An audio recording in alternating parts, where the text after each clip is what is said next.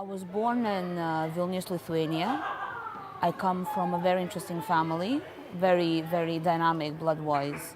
My mom is Jewish, my dad is Russian, my mom has a bit of Ukrainian blood, and my dad has a bit of German blood, so it's very everywhere. Where I grew up, I had a crap upbringing. I was in and out of kids' homes all my life. For one reason or another, up to the age of 16. Well, I grew up in London, little place called London, and I was in South London for 14 years in a family home with my mum and dad. I was born in Edinburgh, and it was kind of interesting growing up in the 70s and 80s because I'm transracially adopted, so all of my family are white. Moving to Glasgow was a real adventure for me. I'd never left home. I lived in my family home, in the same family home for 18 years. I moved here when I was 18, and I was overwhelmed really by what was going on. I lived in an area where to get to the nearest village would be a sort of half an hour walk. I grew up in a small town in Wales where people knew your business.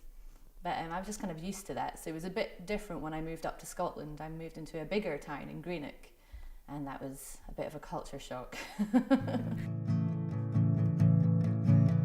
Sorry, gents, I can hear your homophobia. Your homophobia is not as loud as the King Crimson that's blasting out my headphones as I walk down the road. As I walk down the road, and if you're scared of things you don't understand.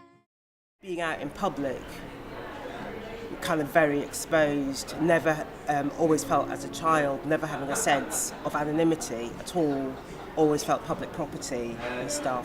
And part of that is also about being pointed out in the street, whether it's like direct racism, people shouting at me, spitting at me, throwing stones at me, or just people when you're on the bus and people like sort of looking round, and just sort of staring or like, you know, pointing out me sort of thing. So I've always had a sense of sort of being really out there but being really unaccepted at the same time sort of thing. I was aware that there was something different about me, but I wasn't too sure exactly what it was. Then I found myself, I was actually going online, chatting to all these guys, also females as well, but behind my wife's back. Our marriage was going through a difficult time, and I was more and more getting doing this. When I was little, I had crushes on girls, you know, and I remember my first kiss, and I was very young, and we made up these games, you know, like girls making games to kind of kiss and touch, and it was very nice, but it was always something behind the curtain, even from a very, very young age. I think coming to terms with the fact that I might be gay definitely kind of all happened in a very, well, it all happened in Glasgow and it happened quite quickly. When I went to university, it was around about then that I started thinking a bit more about, well, you know, relationships and who I wanted to have relationships with, and it crossed my mind, you know, maybe I might like to have a relationship with a girl. I'd seen other people that I used to work with who had girlfriends, and lots of my friends had boyfriends, and I'd had boyfriends, but I just, you know, they were okay, but there was never this wow factor that a lot of other people that I knew were talking about. And there was just one girl that was out as a lesbian and happened to kind of throw that into conversation, and I think I was already feeling things for her and thinking, oh, this is a really interesting person, I want to get to know this person more, and then knowing that she was out made me go, hang on, and take a step back and reassess those feelings more than I might have done if she hadn't have been out. I was growing up in the 70s, the 80s, and gay was bad. Poofs, homosexuals, gender benders, they're all weird people. There was something wrong with them. even though I knew within myself I was different, but I never ever classified myself as being gay or bi in my younger years.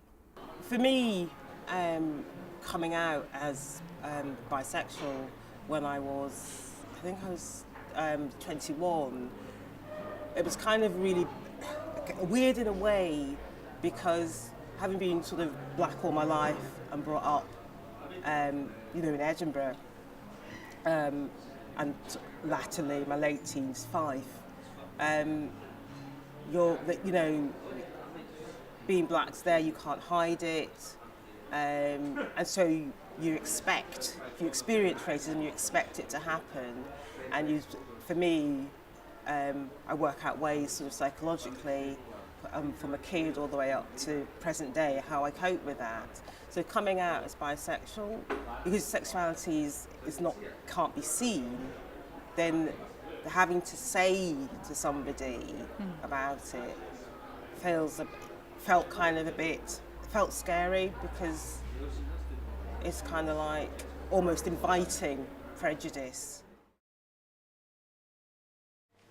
I've never sat down and had announcing my sexuality with my parents. I think they probably know and they're probably fine with it, and it's never been something that I've felt the need to announce. And I remember my mum, when I was younger, always saying, I think when you have a child you just want them to be happy, and if they brought anyone home that made them happy, you wouldn't care what gender they were. I was on the computer meant to be finding friends for my Facebook. I was just setting up for myself. But then I decided to type in my sister's name, a sister that I'd never ever met in my entire life. Knew nothing of her apart from her name and where she was from. I typed it into Friends United or some website like that, and two names suddenly popped up. I closed my eyes, clicked on one of them, and surprise, it was my sister. We arranged to meet. I moved back up to Scotland. We got on brilliantly. I met my mother for the first time. I introduced myself to her as Alan, your son, a bi son. And her reaction was, "What's sexuality got to do with it? You're my son." End of story. My mom is my best friend. When we had this quite a bizarre and conversation about me coming out, it was ridiculously stale. Coming from our blood mixtures, we're like, you can't shut us up both at the same time. It's almost impossible, So we talk over each other, and then there was this phone conversation that went like, "Hi, Mom, blah blah blah. You know what? I've met kind of somebody." She was like, "May I inquire that somebody has a gender by any chance?" And I was like, "Yeah, somebody. We went this and we went there and we had a walk and we had dinner." I was like, "Who is that somebody?" "Well, I think that somebody is a woman, Mom." And then there was silence, and it was this, this like you can hear a pin drop. It was just dead on the phone. I think the scary thing about telling someone that you care about, especially, that you're gay, is them rejecting you. And I wasn't so worried about that with my family, because I've always felt quite free to tell my mum and my dad and my brother as well anything, and that they will always be there. They might not always be completely happy with my choices, but I know that they would never reject me. So in that situation, I wasn't as scared of rejection, but I was scared of hurting them. I know that my mom had quite a lot of expectations of what she wanted me to achieve in my life. I was like, "Mom, are you still there?" And she was like, "Yes, I'm there." And I'm like, "You sound very serious. You make me feel very nervous right now. I don't know how to take this. I don't know what to tell you. I'm not ready for this information. And I don't know how you can do it. You will never have children, and what is happening? I need a cigarette. I want to go. I can talk about it now. Oh, the hardest person to tell was my son. I mean, I walked out the marriage not being a gay guy or anything like that. I just walked out the marriage because I had enough of my married life. So for about 3 or 4 years, we didn't really speak. And in the meantime, I was on Facebook. I was joining all the gay Facebook pages. I was open to a certain extent on Facebook regarding that, regarding my sexuality. And then one night, in fact, my son popped up, so I tried to speak to him. And then for once, he actually spoke to me. He was actually speaking to me. And then that's when I told him that I was gay. And from that point onwards, he's actually blocked me from his account. I do understand it will be hard for him. His straight dad suddenly turning gay, but I mean he is a 23-year-old guy now. I'm hoping that one day he will realise that I'm still his dad, and I do still love him. But it's hard at times to knowing he's out there, but he's just totally ignoring me. I don't have children. I don't know how I would react. Maybe my reaction would be even worse. Maybe we would actually panic. Maybe we would be scared for their future, for their safety, for their emotional well-being, for a political well-being. She said, what did you expect me to say? How did you expect me to react? And I said, well, to begin with, I wanted you to tell me, as you always do, that you love me, that you support me in whatever happens, that you wish me all the luck and love in the world, and that you will be there for me day and night, every day, till we can be together. And she said, maybe I'm not ready to say that yet. And I said, well, you'll be ready, call me. I think if I had to sit down and have that conversation, I think the only thing I could do is be honest. I could prepare myself that maybe it will be met with hostility or ignorance, but just to remind myself that that's the person I'm talking to's set of views, and that's not a reflection of me. So if I were to tell someone and they were to go, that's awful, that's horrific, and that's going to hurt, obviously, and that's something I fear, but at the same time, my sexuality hasn't caused that reaction, their views have caused that reaction. 3 days, my Jewish mother, who calls me 5 times a day sometimes, for 3 days, almost biblically, she was absent. I was out and about and I was sitting in a cafe drinking coffee, and she called me and she said, I'm really happy for you. I wish you all the luck and love in the world, and I'll be there for you day and night to support you as long as we can be together. Coming to the LGBT Centre in Edinburgh since coming back in 2011 has been really helpful, because how the LGBT Centre is set up and its awareness of people and what sexuality means and what gender means it's been really, I felt really comfortable. When I came out as bisexual, it wasn't because of a particular relationship I was in. It wasn't that I suddenly fell in love with a woman and that's prompted me to. It was just a cumulative thing, I think, coming to Glasgow, but also things from home. And all these things built up until I realised actually this is who I am, and I'm now in a safe space to be able to live that. We had to do this pretty intense thing when we first came, which was make a performance that was 10 minutes about our lives. And Freya, who's my girlfriend and at the time was the girl that I was like, oh, I think I like her, did this amazing performance that just everyone thought was incredible. And I guess that the feelings started as respect and thinking, wow, you're really interesting and I think you're really great in class, like your opinions, I really value them.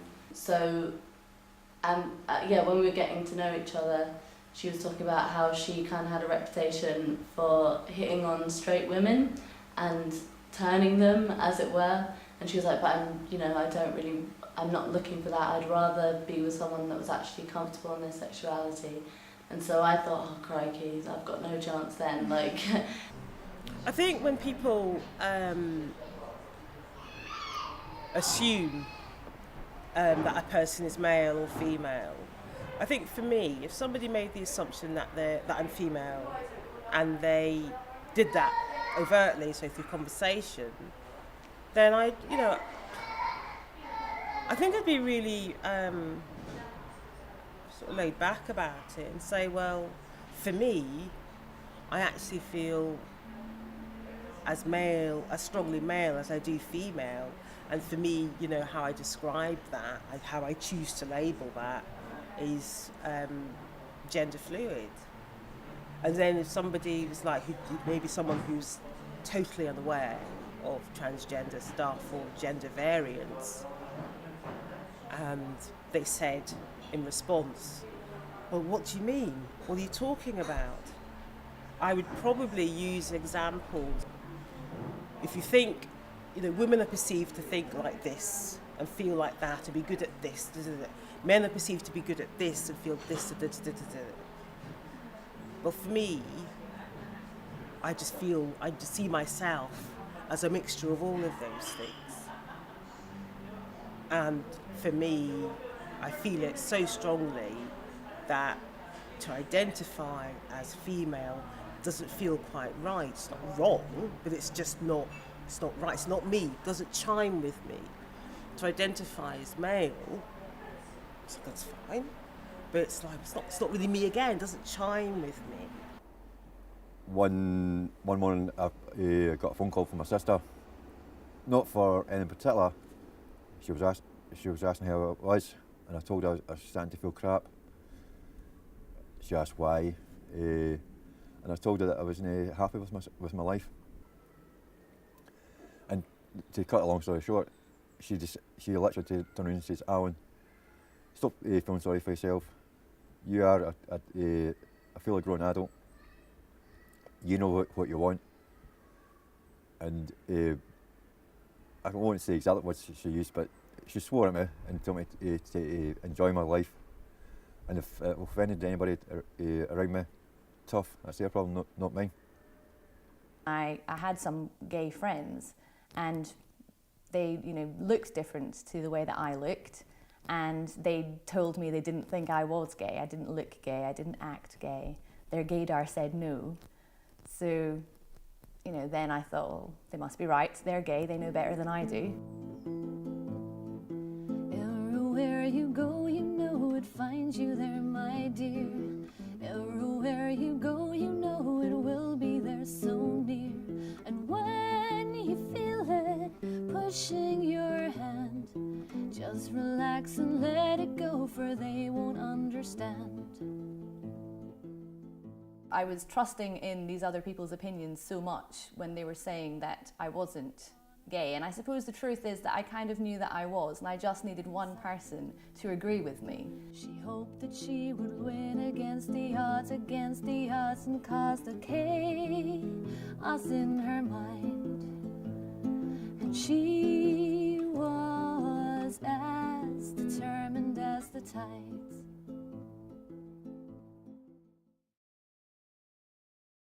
I think it just came to a point where it was so obvious to us that there was something between us that it just had to be said. And then once it was said, it was like, I think we just found it hilarious, because I was like, I'm such a stereotype, like coming to uni and finding out I'm gay. At the end of the day, sexuality is yours. My sexuality is mine.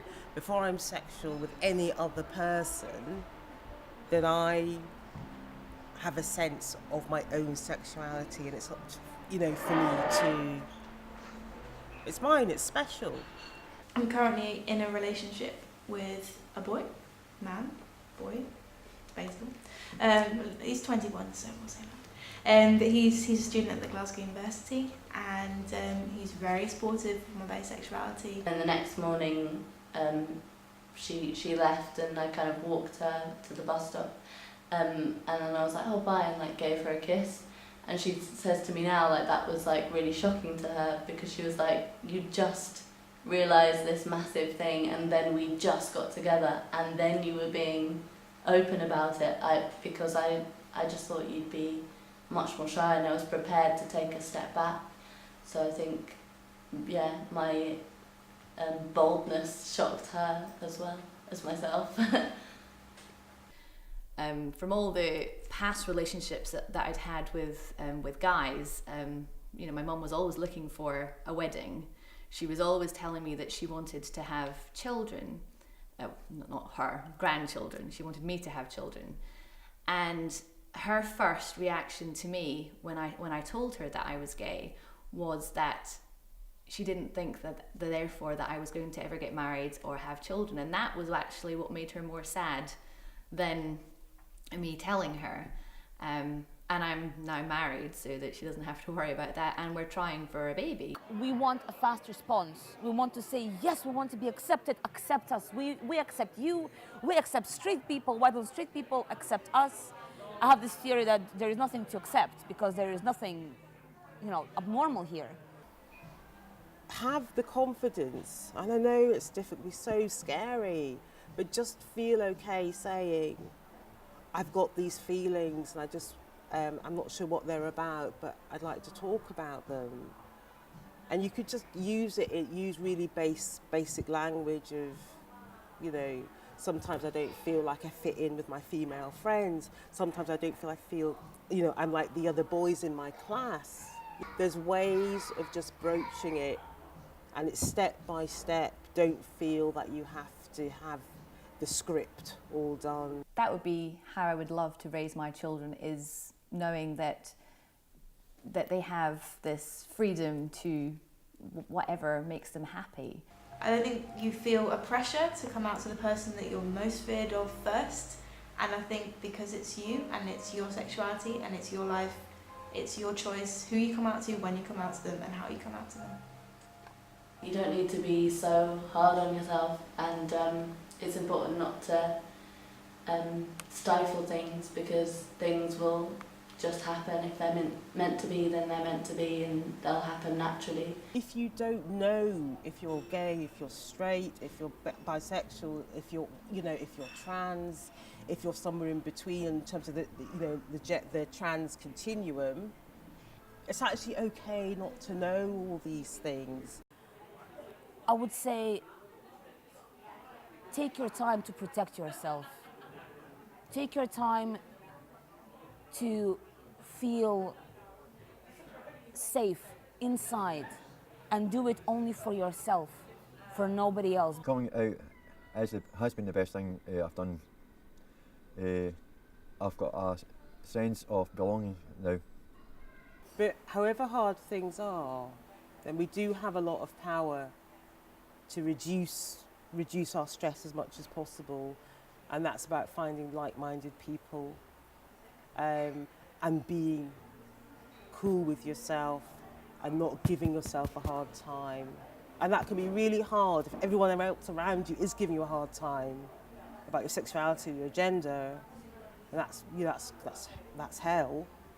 But that's when you lift the phone up to phone the helplines, you know, to get in touch with groups if you're isolated and stuff.